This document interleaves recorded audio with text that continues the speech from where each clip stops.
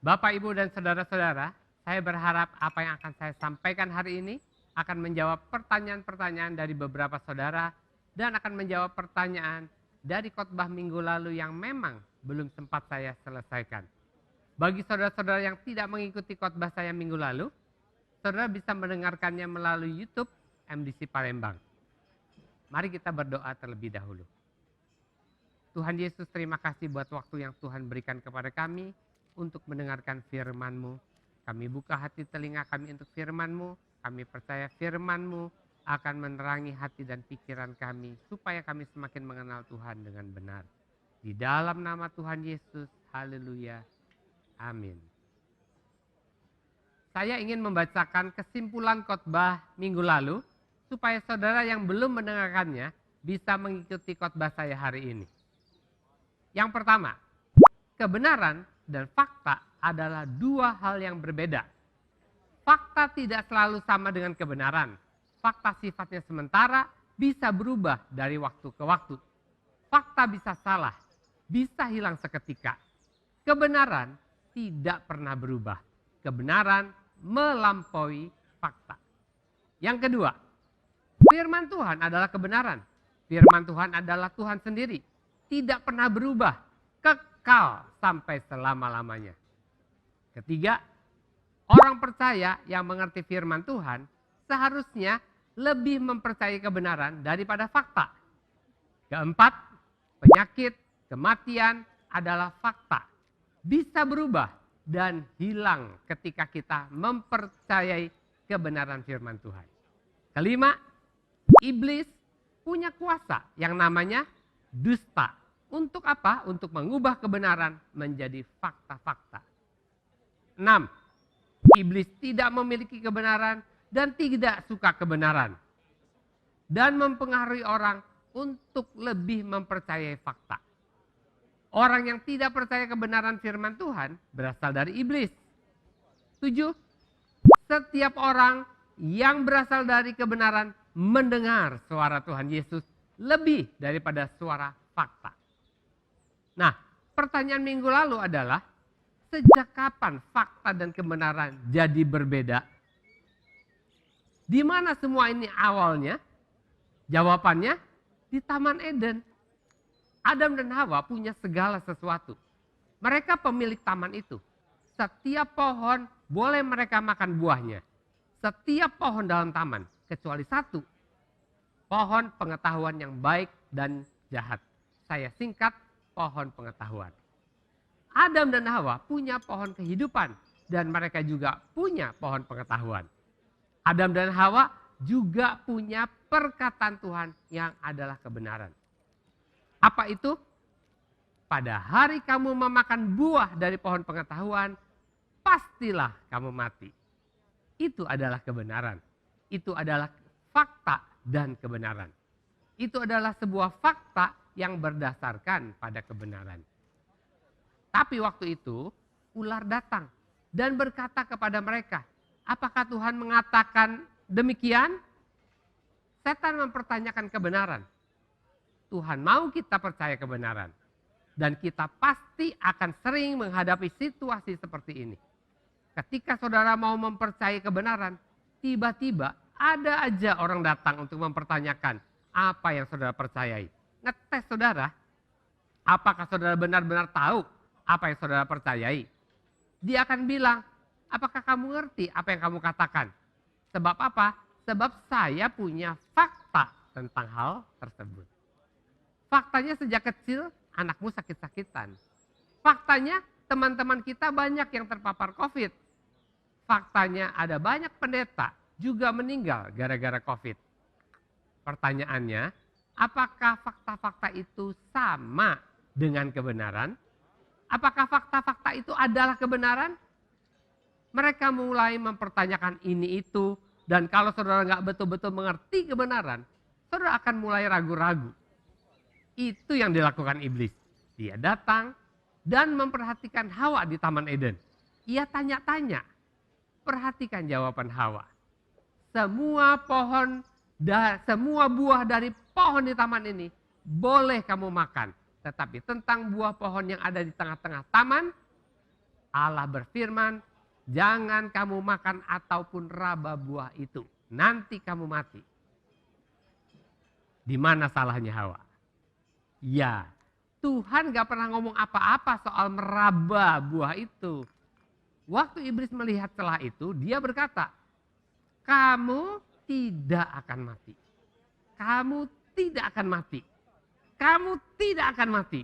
Suara itu bergema terus di pikiran Hawa. Sekarang Hawa bingung, kenapa? Tuhan berkata mereka akan mati. Dan ular berkata mereka tidak akan mati.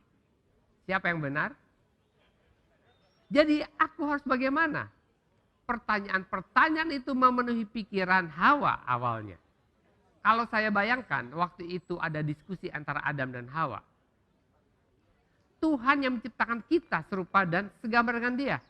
Tuhan yang menciptakan Taman Eden dengan semua isinya dan semua tampak begitu rapi. Tapi kita juga punya ular yang cerdik ini di sini.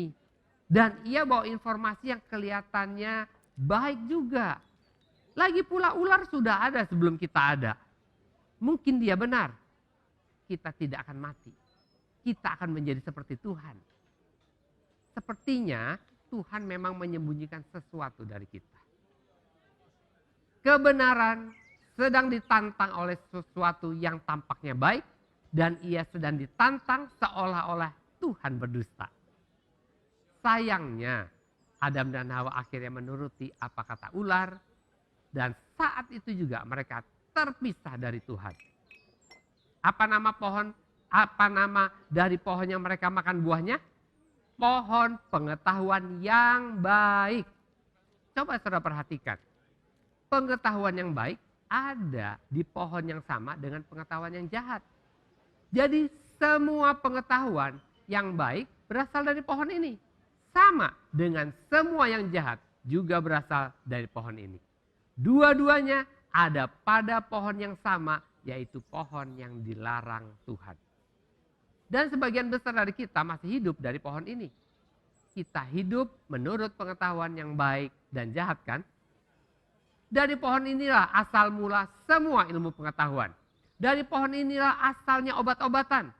Kalau kondisi saudara tidak baik, pohon ini punya yang baik untuk menolong saudara.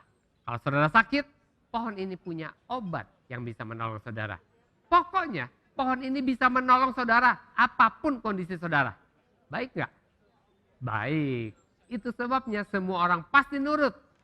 Cuma segelintir orang saja yang sadar bahwa walaupun itu baik, kebaikan itu asalnya dari pohon yang dilarang Tuhan. Jadi kita sedang berada di pohon yang salah. Dan semua informasi baik ini bermula dari iblis. Bapak segala dusta. Kalau bapak segala dusta memberikan informasi, apakah dapat kita percayai? Alkitab berkata di dalam dia tidak ada kebenaran. Jadi bagaimana? Jadi setiap kelemahan fisik, kematian, sakit penyakit, semua masalah sebenarnya gara-gara kita mempercayai dusta si ular. Setiap masalah manusia sebenarnya lahir dari sebuah dusta. Bukan karena kebenaran. Adam percaya dusta dan dusta menyebabkan kematian, penyakit, penderitaan yang kita alami sampai saat ini. Pertanyaannya sekarang adalah, apa yang sekarang kita miliki sebagai penangkal atau antidot atau serum untuk dusta? Penangkal supaya akibat dusta tidak lagi menguasai kita. Apa? Kita baca Yohanes 14 ayat yang ke-6. Saya akan bacakan buat saudara. Dikatakan kata Yesus kepadanya, akulah jalan dan kebenaran dan hidup. Di Taman Eden, Yesus digambarkan sebagai pohon kehidupan. Pohon yang buahnya tidak dimakan oleh Adam dan Hawa. Dan memang tidak boleh dimakan oleh Adam dan Hawa setelah mereka jatuh dalam dosa. Pohon itu sekarang kembali datang sebagai seorang pribadi, yaitu Yesus. Dan pohon kehidupan itu, yaitu kebenaran itu ditawarkan kembali kepada kita, supaya kita punya pilihan lagi.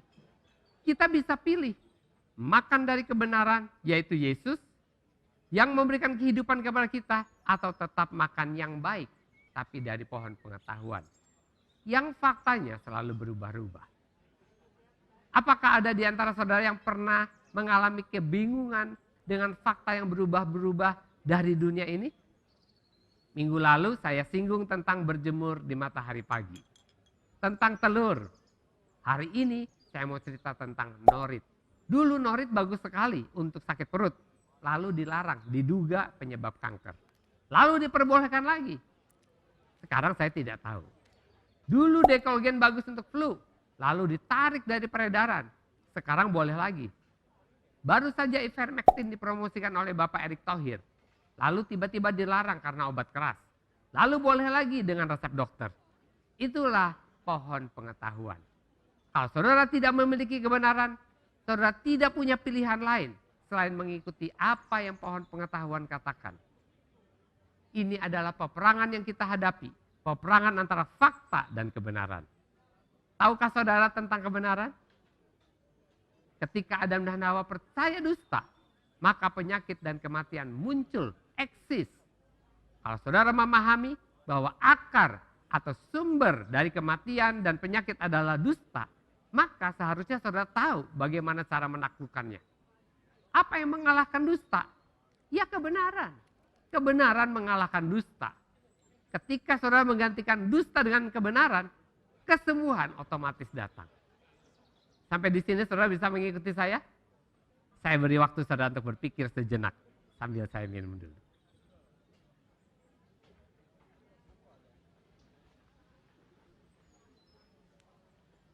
Di awal khotbah minggu lalu, saya membacakan sebuah ayat. Mazmur 107 ayat 20. Saya akan bacakan lagi buat saudara pada pagi hari ini.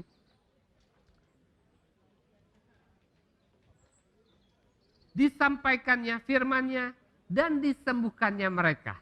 Diluputkannya mereka dari liang kubur. Nah, ada yang tanya sama saya, masa sih cuma duduk dengar firman Tuhan bisa sembuh dari sakit dan luput dari kematian? Kok nggak masuk akal ya? Saya jawab, iya nggak masuk akal. Dia heran, lalu tanya, kalau gitu kenapa disampaikan? Saya bilang, karena semua firman Tuhan itu berkuasa. Dan kuasanya supranatural. Nggak masuk akal atau lebih tepat di luar akal. Semua orang perlu tahu itu. Dan firman Tuhan itu kebenaran dan kebenaran tidak pernah berubah. Yohanes 8 ayat 31 berkata, jikalau kamu tetap dalam firman-Ku, kamu benar-benar adalah murid-Ku. Dan kamu akan mengetahui kebenaran. Dan kebenaran itu akan memerdekakan kamu. Saudara harus hidup berdasarkan kebenaran, tidak berdasarkan fakta-fakta. Tidak hidup berdasarkan fakta yang berasal dari dusta, tetapi berdasarkan kebenaran. Saudara harus pindah dari pohon pengetahuan ke pohon kehidupan. Saudara harus pindah dari fakta kepada kebenaran. Itu sebabnya walaupun om saya, dokter spesialis, seorang profesor, dan dia bilang vitiligo belum ada obatnya, saya tidak mau terima fakta itu. Karena saya tahu kebenaran melampaui fakta. Kebenaran yang mana? 1 Petrus 2 ayat 24. Dikatakan oleh bilur-bilurnya kamu telah sembuh. Dan ini kita bisa percayai 100%. Oleh bilur-bilurnya kamu telah sembuh. Artinya apa? Artinya Tuhan Yesus sudah menanggung semua sakit penyakit saya di atas kayu salib. Sehingga saya tidak perlu menanggungnya lagi. Satu hari saya harus melayani di pos PI Jember. Badan saya meriang. Tapi karena tidak ada orang lain, saya harus berangkat sendirian naik mobil, nyetir sendiri 3,5 jam. Pakai mobil tanpa AC. Di tengah jalan saya berhenti, makan di rumah makan kesukaan saya. Tapi saya nggak bisa makan, cuma bisa masuk 1 sendok. Saya berangkat lagi dan saya katakan keras-keras, Tuhan, aku percaya oleh bilur-bilurmu aku sudah sembuh. Terima kasih Tuhan Yesus. Aku usir semua kuasa sakit penyakit dalam nama Yesus. Dan saya ulang-ulang terus sampai di Jember. Begitu sampai, saya cepat-cepat mandi dan langsung ibadah. Saat itu untuk bisa tetap berdiri memuji Tuhan pun, saya harus berjuang. Rasanya mau ambruk. Beberapa menit Sebelum saya khotbah, tiba-tiba saya ngomong begini. Jadilah kehendakmu di bumi seperti di surga. Dan tiba-tiba saya seperti disiram air es. Ada rasa dingin turun dari kepala saya terus sampai ke kaki. Dan semua rasa sakit saya hilang seketika. Saya maju, saya pimpin satu puji-pujian lagi. Dan saya khotbah dengan penuh semangat. Pulangnya kita rame-rame makan sate kambing dan gulai kesukaan saya dengan semangat. Malam itu saya langsung pulang ke Malang lagi. Sendirian, sehat. Itu pengalaman pertama saya menerima kesembuhan ilahi. Saya percaya kesembuhan ilahi, tapi baru kali itu saya betul-betul ngalamin sembuh seketika. Saat saya mempercayai dan terus berpegang pada kebenaran, fakta pergi, kesembuhan datang. Saudara, saya tidak anti orang minum obat. Sama sekali tidak. Karena saya juga pernah minum obat. Dan sampai sekarang saya minum vitamin-vitamin. Saya tidak meremehkan obat. Tolong dengar baik-baik supaya saudara tidak salah tangkap. Saya hanya mau memberitahu saudara bahwa ada pilihan yang lebih baik daripada obat. Saudara boleh tetap makan dari pohon pengetahuan, artinya minum obat, agar saudara sehat dan tetap hidup, sampai saudara sungguh-sungguh percaya dan bisa menerima bahwa kebenaran lebih daripada fakta. Sampai saudara punya cukup keberanian untuk pindah dari pohon pengetahuan ke pohon kehidupan. Artinya bertahap. Percayanya langsung, prakteknya bertahap. Bisa mengerti ya? Saudara ingat cerita tentang pria lumpuh yang diturunkan melalui lubang di atap oleh keempat orang temannya? Waktu Tuhan Yesus melihat orang lumpuh itu diturunkan, dia bilang, "Anakku, dosamu sudah diampuni." Kalau itu saya, mungkin saya akan teriak, "Yesus, saya datang bukan untuk minta diampuni, saya datang untuk disembuhkan." Kenapa Yesus mengatakan dosa orang ini sudah diampuni? Karena akar semua masalah, termasuk akar penyakit adalah dosa. Waktu orang itu diampuni dosa-dosanya, dia dibenarkan. Dan kebenaran ini mematahkan kuasa sakit penyakit. Baru Yesus berkata, "Bangunlah, angkat tempat tidurmu dan pulanglah ke rumahmu." Lalu apa gunanya cerita ini buat kita? Saya mau saudara perhatikan, kuasa kebenaran melampaui fakta-fakta yang muncul akibat dusta yang dipercaya oleh Adam. Akibatnya penyakit kehilangan kuasanya. Kebenaran menyebabkan kelumpuhan, kehilangan kuasanya. Dan orang itu bangkit dan berjalan pergi. Ini adalah kuasa dari kebenaran yang luar biasa. Semakin lama saya semakin mengerti dan saya mau mengalami kebenaran. Saya tidak menentang fakta-fakta. Fakta-fakta ilmiah, para dokter. Sekali lagi bukan. Tapi saya ingin sesuatu yang lebih pasti, yaitu kebenaran. Karena fakta-fakta suatu saat akan berubah. Dan pengetahuan baru akan muncul. Dan menggantikan semua kebenaran-kebenaran yang lain. Dan minggu depan muncul lagi pengetahuan yang baru. Sedangkan 1 Petrus 2 ayat 24 adalah kebenaran yang tidak akan pernah berubah. Itulah sebabnya saya mau selalu hidup berdasarkan 1 Petrus 2 ayat 24. Oleh bilur-bilurnya kamu sudah disembuhkan. Kita harus betul-betul percaya pada kebenaran ini. Bukan hanya sekedar pengetahuan. Ketika saudara memiliki kebenaran ini di dalam diri saudara, saudara memiliki opsi lain. Ketika kita memiliki kehidupan yang kita landasi dengan kebenaran, dan bukan hanya pada ilmu pengetahuan, dan fakta para dokter, lagi-lagi saya bukan anti dokter loh ya. Ada saat-saat di mana saya juga ke dokter. Satu hari gigi saya sakit sekali. Ketika gigi atas bersentuhan dengan gigi bawah, kepala saya rasanya mau pecah. Saya betul-betul tidak tahan. Dan merasa nggak sanggup, nggak cukup berani untuk mengambil resiko. Sehingga saya makan dari pohon pengetahuan. Yang artinya saya pergi ke dokter gigi. Dan berobat sampai sembuh. Jadi saya tidak sedang mengatakan bahwa saudara harus mengambil jalan ini. Dan tidak boleh itu. Bukan. Saya mengajarkan supaya kalau saudara sakit, saudara harus tahu ada kebenaran yang melampaui fakta. Artinya saudara punya pilihan. Tergantung kasus yang saudara hadapi. Saya membuat keputusan untuk ke dokter gigi waktu itu. Dan saya membuat keputusan untuk tidak minum obat sama sekali di waktu yang lain. Dan kalau saudara terus belajar mempraktekannya dengan bijaksana, maka intensitas saudara untuk mempercayai kebenaran lebih dari fakta akan terus naik. Tapi saya tidak ingin saudara merasa bersalah jika saudara mengambil jalan medis. Silakan saja dan jangan merasa bersalah. Memang sering fakta bertentangan dengan kebenaran. Dan fakta akan selalu menentang kebenaran. Fakta tidak bisa melihat yang tidak kelihatan. Fakta hanya melihat dunia yang kelihatan. Fakta tidak mempertimbangkan dunia roh yang tidak kelihatan. Bahkan fakta tidak mengenal dunia roh sama sekali. Kalau kita mau hidup dalam kebenaran, kita harus mengenal dunia roh. Dunia yang tidak kelihatan. Kebenaran bersifat kekal, tidak berubah, rohani dan ilahi. Setiap kata yang keluar dari mulut Tuhan adalah kebenaran dan tidak tergantung pada perasaan, emosi atau keadaan. Iman dan kebenaran tidak melibatkan perasaan saudara. Karena perasaan saudara selalu berubah-ubah, tergantung dari fakta-fakta yang ditangkap oleh panca indera saudara. Adam menyimpang dari kebenaran dengan mempercayai dusta. Apa yang terjadi ketika kita menyimpang dari kebenaran? 2 Timotius 2 ayat 17-18 dikatakan perkataan mereka menjalar seperti penyakit kanker. Di antara mereka termasuk Himeneus dan Filetus yang telah menyimpang dari kebenaran dengan mengajarkan bahwa kebangkitan kita telah berlangsung dan dengan demikian merusak iman sebagian orang.